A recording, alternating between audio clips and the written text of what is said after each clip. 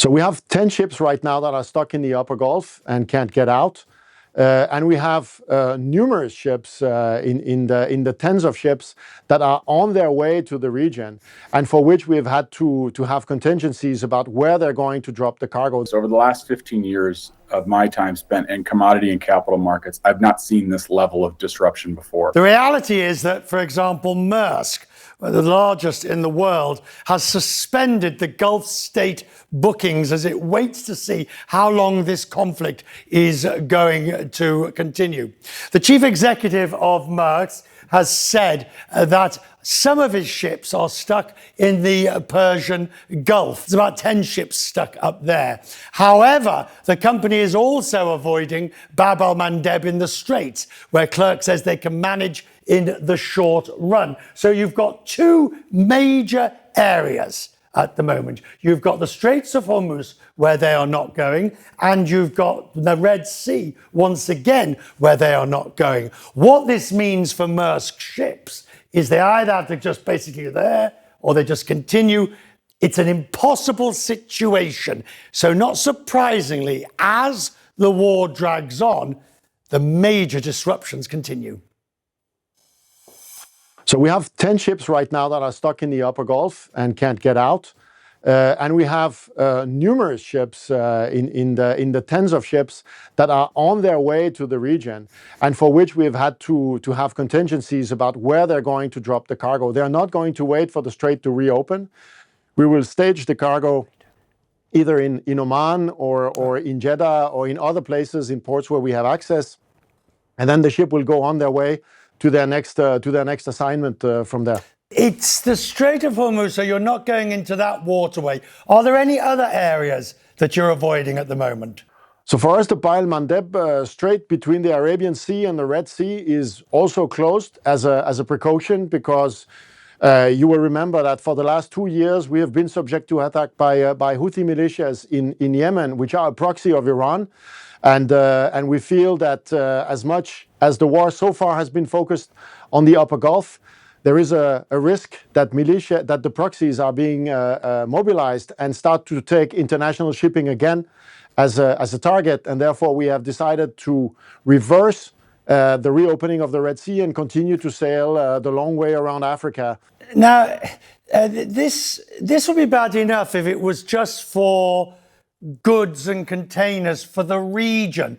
But Jebel Ali and other ports there, which are massive transshipment depots, the stuff comes in, it's parceled out, and then it goes on to other destinations. That sort of is the ripples and makes it much worse.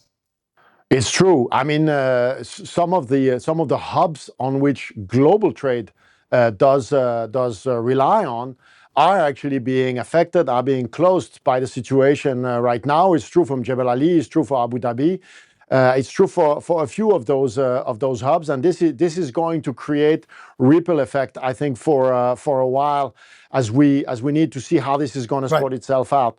In the short run, we can manage this, but if this was to endure, this would create, I think, serious congestions and serious issues across the global supply chain. The idea of either the US government or any government providing war insurance or some form of insurance and guarantees, or indeed escorting your vessels through the strait. I've heard that that's a bit of a non-starter. What do you say? Yeah, I think the most important thing to start with is to say that we have colleagues on board those ships, and we will never take a solution where it's just because we have insurance, but we put them in harm's way, we're going to find that the solution is okay. We're only going to act if we feel that the safety of our crew, the safety of our assets, the safety of our customers' cargo can be guaranteed by the solution that has been put in place. Whether it's a negotiated solution or whether it's a military solution, there are political authorities that need to decide what is the quickest and best way to reopen the strait. But for us, safety remains our primary concern, and ensuring the safety of our operation, that is not something that we're going to trade on.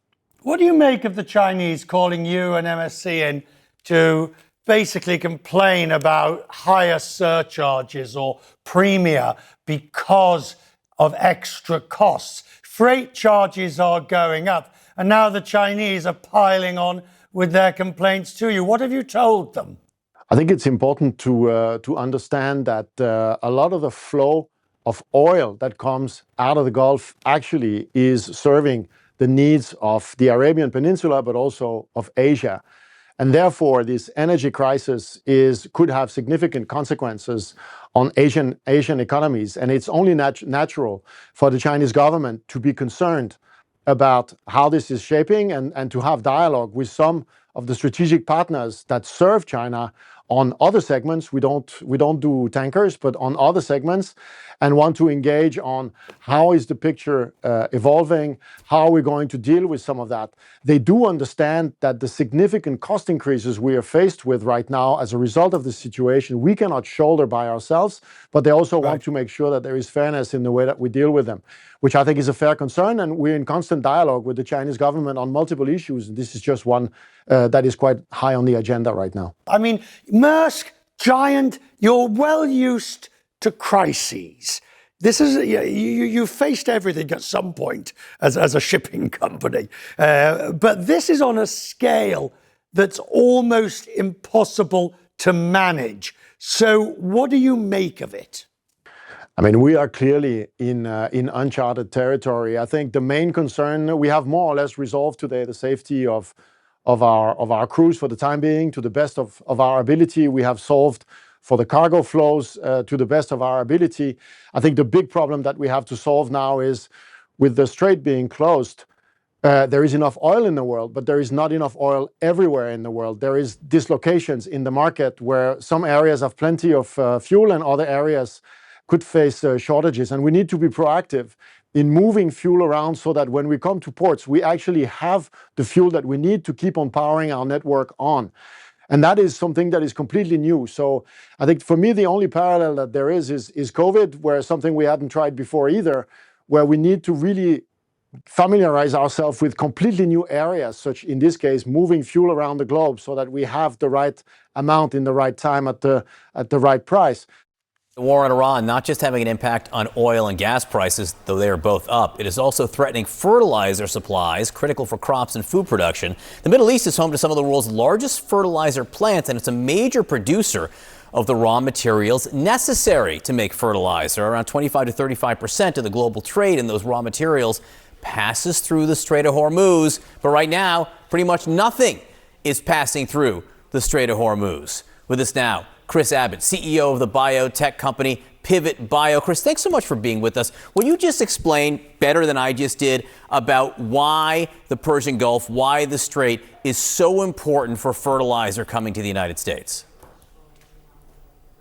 Yeah, good morning, John. Thank you for having me. So I think context is important as you laid it out there. So if we look at this over the last 15 years of my time spent in commodity and capital markets, I've not seen this level of disruption before. So if we look at the critical inputs for us in the ag economy, about 20% of LNG, about 30%, as you mentioned, of urea, that's our nitrogen fertilizer, and even more of sulfur. Sulfur is a key micronutrient for crops, passes through the strait. Furthermore, the U.S. imports this year almost 30% of its fertilizer from foreign countries. And so you can start to imagine, how does that ripple effect take shape if you start to clog up the system at a time in which we're approaching planting? Growers in the southern U.S. are already planting crops, and many of them, prior to last Friday, right, the day leading into this conflict, didn't have their nitrogen purchased. And so what happens is you see that backup, and it starts to show its ripple effect through the value chain. And as we say, always hits the farmers first. And we've seen that. Urea prices are up 50% since that Friday before, Friday the 27th of February. And in places in the northern parts of the country, it's up almost 100%. Talk to me more about the specific timing here. Why is the timing so challenging? Yeah, timing's tough on a number of respects. Number one, as I mentioned, on the planting cycle, it's hard because we're starting to plant. So the U.S. Heading into this conflict had only bought about half of its fertilizer. If you look at the total amount of fertilizer across all inputs, but in this case, nitrogen is really important, was about half purchased. Then we woke up Saturday the 28th and everybody started scrambling. That's what led to that price spike that I mentioned to you. But we don't have a lot of time. There's only a few technologies and solutions that can really help a grower right now counterbalance some of those rising fertilizer costs. Furthermore, though, we also have to take a step back and understand farm bankruptcies were already at a multi-decade high prior to this conflict. I've seen stats as high as 170,000 farm bankruptcies in the last 12 months. And so when farmers are losing money, if you spike their most critical input to drive yield, which is also their highest expense as an input cost, it puts intense pressure on the bottom line. Yeah, look, I was at Farm Aid. This is the worst year for bankruptcies they've had since the 1980s. I mean, this is a bad, bad time. Just very quickly, is this something that will hit consumers in terms of prices? It absolutely could, right? So farmers are in the unfortunate situation where they can't just take their price up, but what happens is you see acreage shifts. And so now you have to look at the global commodity market, because as oil and consumption around gasoline changes, you get fluctuations for ethanol. Frankly, that's the one bright spot in this. Could ethanol actually come into higher demand, which could help buoy some of those commodity grain prices, which have not moved? And so this is just a tough time. I expect that whether that's food, fuel, fiber, dairy, protein, these things could all see inflation if the prices stay this high.